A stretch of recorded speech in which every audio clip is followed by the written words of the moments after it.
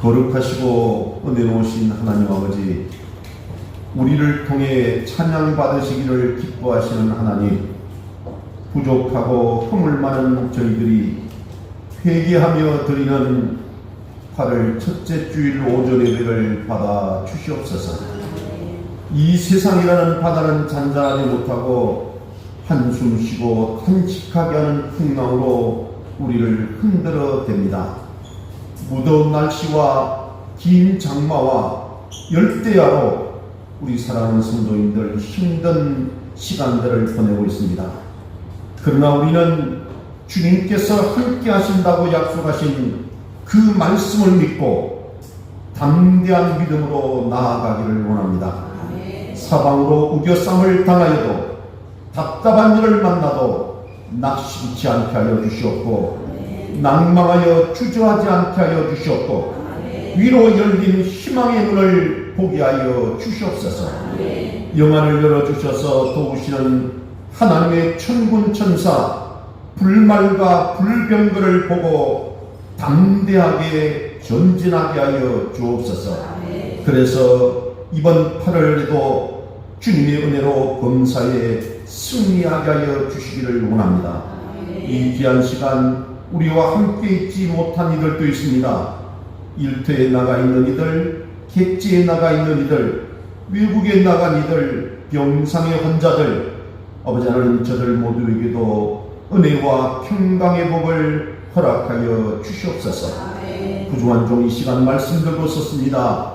권능의 손으로 붙들어 주시옵고 은혜만 되게 하여 주시옵소서. 예수님 이름으로 기도하옵나이다. 아멘. 아멘. 할렐루야. 아멘. 주 안에서 건강하시고 평안하셨습니까? 아멘. 네, 정말 무더운 날씨가 오늘 신문에 보니까 13일째 계속되고 있다고 합니다. 열대야가 정말 지루하기 짝이 없지만 이제 여러분 아시다시피 8월 15일 정도 되면 또 선선한 바람이 불 거를 믿고, 오늘 특히 날씨가 좀 이렇게 무덥다고 합니다. 전사님, 우리 에어컨에서 문을 다 좀 닫았으면 좋겠는데요. 네. 그래서 우리가 이 무더운 날씨 가운데 항상 우리가 건강도 잘 챙기시고, 여러분 소망하고 계획하고 꿈꾸는 모든 비전들이 주님 안에서 형통하게 이루어지시기를 주님 이름으로 축원합니다. 아멘. 네. 우리 옆에 있는 분들로 반갑게 인사합니다. 오늘은 샬롬, 주님께서 우리와 함께 하십니다라고 인사합시다. 시작. 샬롬, 주님께서 우리와 함께 하십니다. 아멘. 아멘. 자, 축복합니다. 손을 내밀고 사랑합니다. 축복합니다. 시작. 사랑합니다. 축복합니다. 아멘.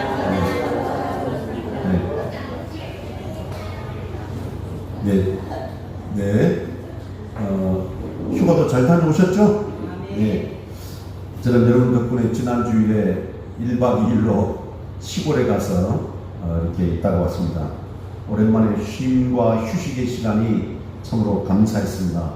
여러분들도 휴가 다녀오신 분들도 계실 거고, 그렇지 못하신 분들 계실 텐데, 우리가 좀 쉼을 우리가 누리면서 이렇게 재충전할 때도 필요할 것 같습니다.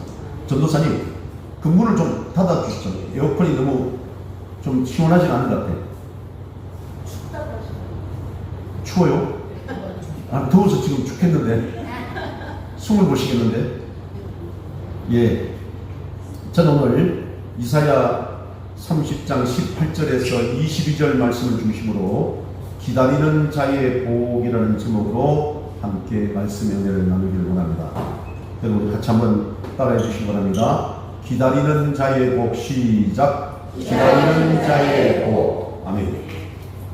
네, 옛날 중국 주나라의 위화라는 그런 도시에 강여상이라는 사람이 살고 있었습니다.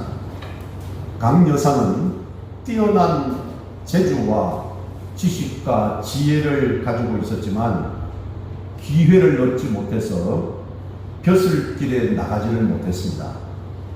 강여상이라는 사람은 60이 넘도록 위화에서 낚시질을 하면서 세상을 살았습니다. 근데 어느 날 주나라의 문왕이라는 사람이 위하에 사냥을 왔다가 강여상이라는 사람을 한눈에 알아보고 범상치 않는 사람임을 그렇게 느끼고 드디어 조정에 등용을 시켰습니다. 강여상은 조정에 올라가서 나라를 크게 부흥시키고 발전시켰고, 문왕의 아들 무왕 때는 은나라를 정복해서 중국 천하를 차지하게 만든 아주 대단한 재상이었습니다. 강여상이라는 사람은 태공이라는 자귀를 받고 나중에 강태공이라고 불리게 되었습니다. 강태공은 80이 넘도록 낚시질을 하면서 때로는 낚시 바늘을 달지 않고 낚싯대만 물에 담가놓고 그렇게 이렇게 기다리다가 깊은 상념에 이렇게 사로잡혀 있기도 했다는 것입니다. 그래서 사람들은 강태공은 말 그대로 세월을 낚았다, 고기를 낚은 것이 아니라 세월을 낚았다라는 그런 말을 하기도 합니다. 이 강태공은 긴 세월 동안 낚시를 하며 기다리다가 기회를 잡았고 출세를 했고, 또한 낙향해서도 세월을 낚으며 기다리다가 아름답게 세상을 마무리하게 되었다는 것입니다. 제가 왜 강태공 이야기를 하냐면, 기다릴 줄 아는 사람이 복을 받는다는 말씀입니다. 오늘 본문 말씀에 보면 기다리는 자마다 복이 있다라고 말씀하고 있습니다. 기다리는 자마다 복이 있다. 오늘 본문 말씀의 배경을 보면 유다 백성들이 하나님 앞에서 범죄하여 하나님께서 유다 나라와 백성들을 멸망시키게 되었습니다. 근데 하나님께서 유다 백성들을 이사야 선지자를 통해서 다시 나라와 백성들을 회복시켜 주실 것을 약속해 주셨습니다. 오늘 본문 말씀을 보면 하나님은 기다리시는 하나님이신 것을 알 수가 있어요. 오늘 본문 18절 말씀에 보면 이런 말씀이 있는데요. 오늘은 본문 중심으로 말씀을 한번 보겠습니다. 우리 18절 말씀을 같이 읽어봅니다. 본문, 자, 이사야 30장 18절 말씀 같이 읽습니다. 시작. 그러나 여호와께서 기다리시나니 이는 너희에게 은혜를 베풀려 하시니요 일어나시니 이는 너희를 긍휼히 여기려 하십니다. 대저 여호와는 정의의 하나님이시며 그를 기다리는 자마다 복이 있도다. 아멘. 그렇습니다. 오늘 본문에 보면 기다리는 자마다 복이 있다고 했어요. 여호와께서 기다리신다고 했습니다. 왜냐하면 은혜를 베푸시기 위해서 기다린다는 것이에요. 또 여호와께서 일어나신다고 했습니다. 왜냐하면 긍휼히 여기기 위해서라고 말씀하고 계세요. 여호와는 정의의 하나님이라고 했습니다. 여호와는 기다리는 자마다 복을 주신다고 약속하고 계시는 것입니다. 그렇습니다. 여러분, 하나님은 기다리시는 분이십니다. 하나님은 은혜와 긍휼을 베풀어 주시려고 기다리고 계시는 것이, 하나님은 기다리는 자마다 복을 주신다고 말씀하고 계십니다. 그렇다면 하나님은 무엇을 기다리십니까? 오늘 본문에 쭉 나와 있습니다. 우리 19절부터 우리 한번 읽어보면서 잠깐 설명하겠습니다. 19절 말씀도 같이 합독합니다. 시작. 시온에 거주하며 예루살렘에 거주하는 백성아, 너는 다시 통곡하지 아니할 것이라. 그가 내 부르짖는 소리로 말미암아 내게 은혜를 베푸시되 그가 들으실 때에 내게 응답하시리라. 아멘. 이 말씀을 보면 내게 응답하시리라 라고 했어요. 하나님은 우리 예수 믿는 사람들, 하나님의 백성들, 하나님의 자녀들의 기도를 응답하시기 위해서 기다리신다고 말씀하고 계세요. 여러분, 그래서 우리가 여러분 가운데 근심, 걱정, 염려, 삶의 문제, 질병의 문제 다 놓고 하나님 앞에 간절히 기도하셔서 기도 응답을 하시기 위해서 기다리시는 하나님을 만나시기를 바랍니다. 오늘 본문 20절에도 보면 이런 말씀이 있어요. 20절 읽어봅니다. 20절 시작. 주께서 너희에게 환난의 뜻과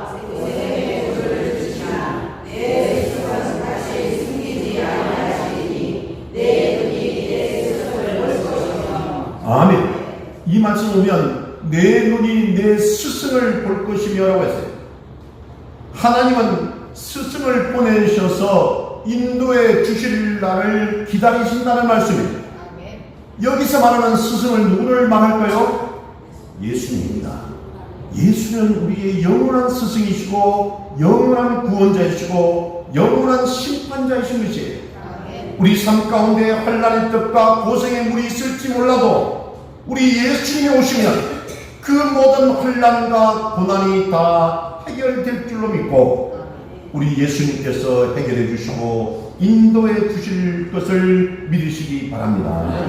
오늘 본문 21절에도 그 말씀이 있어요. 21절도 계속 읽어봅니다. 21절 시작. 너희가 오른쪽으로 치우치든지 왼쪽으로 치우치든지 내 뒤에서 말소리가 내 귀에 들려 이르기를 이것이 바른지니 너희는 이리로 가라 할 것이며. 아멘.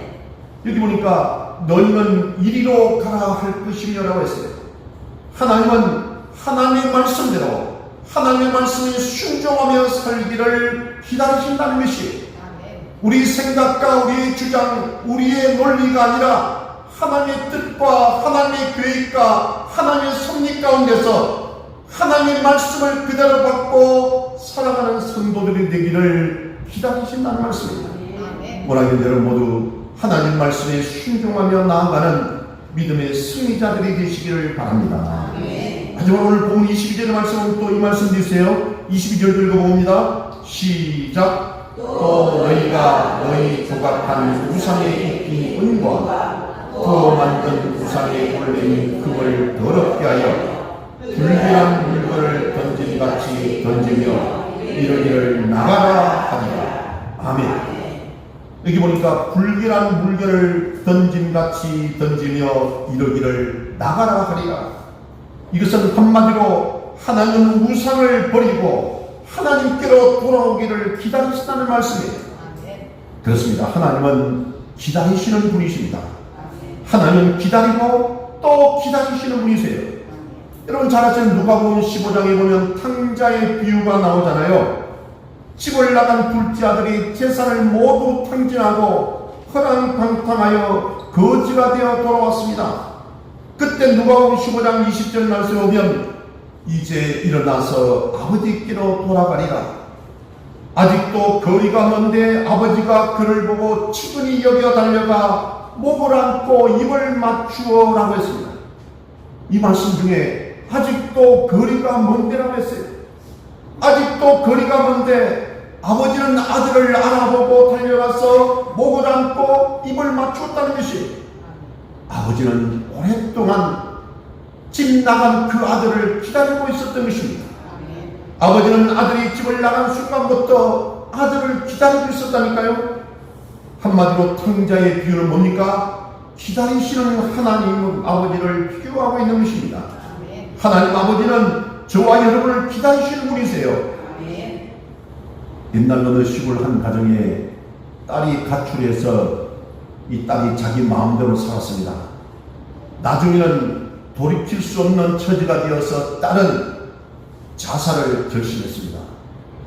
그런데 부모님이 계시는, 아니 그것도 어머니는 돌아가시고 이제 아버지만 살아계시는 고향이 그리워서 죽기 전에 마지막으로 고향집에 와서 아버지를 먼 발치에서 보려고 고향 시골집으로 내려갔습니다. 그것도 낮에는 사람들이 볼까 봐서 밤에 고향집에 가서 보니까 불이 환하게 그렇게 밝혀 있고 대문도 활짝 열려 있었습니다. 그 딸은 집에 들어가지 못하고 대문 가까이에 가서 아버지 하고 작은 목소리로 아버지를 불러보았습니다. 근데 그때 아버지가 쏜살같이 뛰어나와서 딸을 덥석 끌어안고 이렇게 말했습니다. 애야, 어디에 갔다가 이제 오느냐? 네가 집을 나간 뒤에 아빠는 불을 끄지도 못하고 대문도 닫지도 못하고 깊은 잠도 자지 못하고 네가 돌아오기를 기다리고 있었단다 라고 말했습니다. 탕자의 아버지와 같은 모습을 볼 수 있는 것이죠. 제가 잠깐 제 이야기를 잠깐만 좀 하면, 저도 비슷한 경험을 했습니다. 제 누나가, 우리 이제 누나 이제 없으니까 하는 이야기지만, 제 둘째 누나가 이 매형이 되는 분이 알코올 중독자예요. 그러니까 시도 때도 없이 살림을 부수고 제 누나를 폭력을 쓰는 거예요. 어느 날 제 누나가 제 매형한테 맞아가지고, 제가 그 당시 부천 원미동에 살 때인데 아주 눈이 퍼렇게 멍이 든 상태로 왔더라고요. 제가 출근을 하려고 그러는데 새벽에 올라온 거에 맞고 억울해서 제가 출근을 안 하고 그냥 부산으로 내려가서, 부산에 살았거든요. 새마을차를 타고 얼마나 분노를 가지고 부산으로 갔는데 제 매형은 알코올 중독자가 되어서 쓰러져 자고 있더라고요.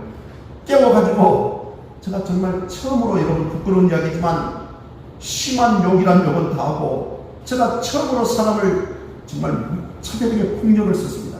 도저히 용서가 안 되는 거예요. 제 누나가 맞고 온 그 모습을 제가 그때는 젊은 혈기에 용서가 안 되는 거예요. 그러고 나서 문제는 뭐냐면, 제 누나가 집으로 돌아가지 않겠다는 거예요. 그래서 제가 설득했어요. 그래서 애들도 있고 한데 집으로 돌아가니까 나는 맞고는 못 살겠다는 거예요. 이것도 한 번, 두 번이지. 그래서 결국은 제가 집으로 어쨌든 돌려보냈는데, 제 누나가 집으로 돌아가지 않고 심하게 표현을 가출을 해버렸습니다. 실종식으로 해도 연락이 되지 않습니다. 정말 여러분 기가 막힌 거죠. 행방불명이 되었습니다. 1년이고 2년이고 아무리 찾아도 연락이 안 되는 거예요. 여러분 그때마다 저는 저지만 우리 아이들은 아이들이겠지만 제 어머니가 정말 괴로워하시더라고요. 가기만 가면 오는 거예요. 명절 때는 땅을 치고 오는 거예요. 그 딸이 죽었을 거라는 거예요. 근데 너는 왜 찾아보지도 않고 그냥 포기하느냐고. 근데 여러분 정말 기가 막히게 우리가 포기했어요. 근데 4년 6개월째 제 누나가 나타났어요. 정말 기가 막히더라고요. 그리고 저한테 나타났어요. 나타났는데 문제는 뭐냐면, 창피한 이야기지만 옆에 남자가 하나 있어요. 이것도 이 범인이에요. 아직 그 당시에는 간통죄가 굉장히 심하기 때문에 아직 이혼 절차도 밟지 않았는데 남자를 같이 데리고 왔잖아요. 제주도에 살고 있더라고요. 그래가지고 아무튼 어려운 가운데 이혼 절차를 밟고 결국 그 매형하고 이제 이혼을 했는데, 이혼 판결론 받은 지 2달 만에 그 알코올 중독했던 그 매형이 돌아가셔버렸어요. 그 한치 앞도 할 수 없는 게 우리 인생이더라고요. 아무튼 그 누나가 한 4년 6개월 동안 집을 비운 사이 그 아이들도 얼마나 힘들겠어요. 그리고 그 부모님 하면 얼마나 힘들겠어요. 근데 그 부모님들은 저는 사실 반 포기했는데 형제들도 불구하고 우리 어머니는 포기하지 않더라고요. 여러분 부모님은 끝까지 기다리는 거예요. 여러분 탕자의 아버지와 같은 모습인 것이죠. 하나님 아버지도 마찬가지인 거예요. 우리가 아무리 세상에서 죄짓고 범죄하고 여러가지 문제가 있을지라도 하나님은 그 자녀들이 돌아오기를 기다리시는 거예요. 딸의 아버지처럼 또는 탕자의 아버지처럼 좀 전에 말씀드린 제 어머니처럼 하나님 아버지는 끝까지 포기하지 않고 기다리시는 분이세요. 여러분 그러므로 오늘 우리도 기다리는 자가 되어야 되는 것입니다. 포기하는 것이 아니라 기다려야 되는 것이에요. 오늘 본문 18절 하반절 말씀을 보겠습니까? 그를 기다리는 자마다 복이 또다라고 있어요. 기다리는 자마다 복이 있습니다. 하나님 아버지를 기다리는 자마다 복이 있는 것이에요. 어쩌면 인생은 기다림의 연속이라고도 할 수 있습니다. 아기는 어머니 뱃속에서 태어날 날을 기다립니다. 세상에 나갈 일을 기다리는 것이죠. 또 돌잔치를 기다리고 어린이집 들어갈 날을 부모는 기다리고 초등학교, 중고등학교, 대학교 들어갈 날을 기다리고 취업할 날을 기다리고 결혼할 날을 기다리고 또 승진을 기다리고 또 사람은 은퇴를 기다리고 천국 갈 날을 기다리는 것입니다. 또 식사 시간을 기다리고 버스와 지하철을 기다리고 녹색 신호등을 기다리고 또 약속 시간을 기다리는 등 인생은 가만히 생각하면 기다림의 연속인 것 같아요. 근데 여러분, 문제는 기다리지 못하는 사람들이 있습니다. 특히 우리나라 사람들은 이 빨리빨리 문화 속에서 살기 때문에 기다리는데 매우 약합니다. 식당에 가서도 빨리 달라고 고함을 칩니다. 음식을 배달시켜 놓고 조금만 늦게 오면 왜 안 오느냐고 야단을 치면서 전화를 합니다. 파란불이 들어올 때까지 좀 기다리면 되는데 그걸 기다리지 못하고 빨간불일 때 건너갑니다. 요즘 저는 이것 때문에 한동안 해결했는데, 옛날에 외출할 때 아내가 늦게 나오면 기다리지 못하고 제가 막 속이 상해가지고 화를 내는 등 이런 경우가 있었는데 아무런 의미가 없더라고요. 5분, 10분 좀 기다리면 어떻습니까? 근데 그걸 기다리지 못하는 거예요. 심지어 예수 믿는 사람들도 기도 응답을 기다리지 못하고 기도를 멈춰버리는 경우도 있습니다. 기다리지 못하다가 망한 사람도 있죠. 여러분, 사울 왕이 그렇습니다. 성경에 보면 사무엘상 13장에 보면 사울 왕이 길갈에서 블레셋과 전쟁을 하고 있었습니다. 그런데 전쟁의 승리를 기원하는 번제를 드리기 위해서 사무엘 선지자를 일주일 동안 기다리다가, 그 당시는 제사장 아닌 사람은 제사를 함부로 드릴 수가 없었거든요. 근데 그것을 기다리지 못하고 사울 왕이 직접 번제를 드렸습니다. 그 일로 인해서 사울 왕은 하나님 관심 밖으로 멀어진 사람이, 밀려난 사람이 되어버렸습니다. 기다리지 못하면 더 크고 더 소중한 것을 잃어버릴 수도 있다는 것이, 기다려야 되는 것이, 인내해야 되는 것입니다. 기다려야 하는 것입니다. 기다릴 줄 아는 사람이 되시기를 바랍니다. 특별히 하나님의 때를 기다리는 사람이 되어야 되는 것이에요. 농부는 씨를 뿌리고 나서 수고하고 땀 흘리고 가꾸면서 추수할 때까지 기다립니다. 산모는 복중에서 아기가 자라서 출산할 때까지 기다리는 것입니다. 망구석이라는 것이 있지 않습니까? 기다리다가 돌이 되어버린 것이잖아요. 어느 성도의 집에 조그만 강아지를 키우고 있는데 기다려 하고 말하니까 기다리더라고요. 고기를 앞에 놓고도 기다려 하니까 이 주인이 먹으라고 할 때까지 기다리더라고요. 이렇게 강아지도 기다릴 줄 아는데 사람이 기다리지 못하면 어떻게 되겠습니까?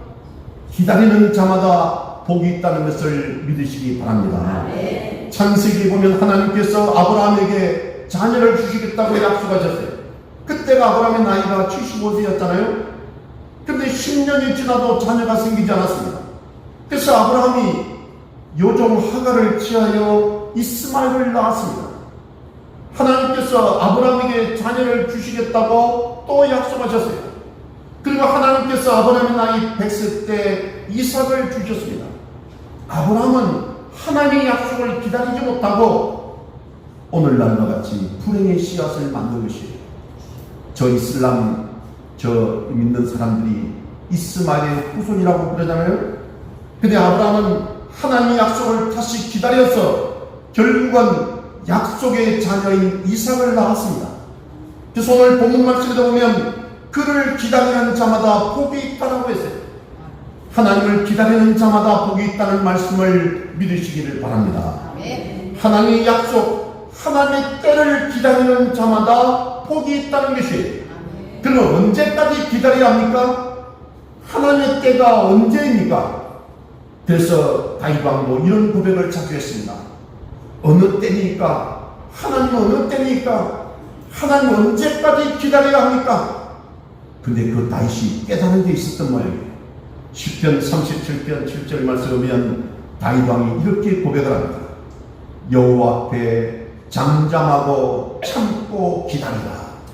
여호와 앞에 잠잠하고 참고 기다리라고 했어요.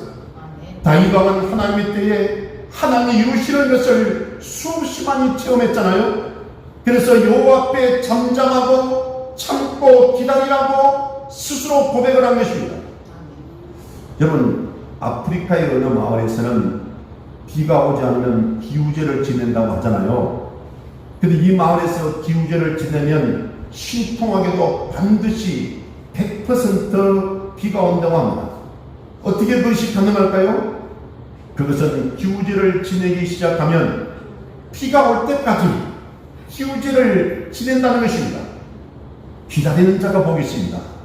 끝까지 기다리는 자가 복이 있는 것이. 열왕기상 18장 말씀에 보면 엘리야는 갈멜산 꼭대기에서 땅에 꿇어뜨려 얼굴을 무릎 사이에 넣고 7번 기도해서 비가 오기를 간절히 기도했습니다. 그러자 손바닥만한 구름이 나타나서 3년 6개월 동안 내리지 않던 비가 쏟아지기 시작했습니다. 엘리야는 기도하며 끝까지 기다리다가 하나님의 응답을 받았습니다. 누가복음 2장에도 보면 시므온이라는 사람이 이스라엘의 위로를 기다리다가, 다시 말하면 메시아를 기다리다가 성전에서 아기 예수님을 만나는 모습을 볼 수 있습니다. 또 안나라는 여선지자도 성전에서 주야로 금식하고 기도하며 메시아를 기다리다가 성전에서 아기 예수님을 만나는 모습도 볼 수 있습니다.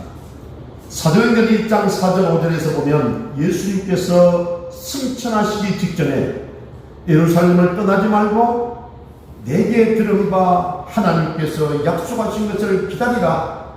요한은 물로 세례를 베풀었으나 너희는 몇 날이 못되어 성령으로 세례를 받으리라 하셨느니라 하라고 했어요.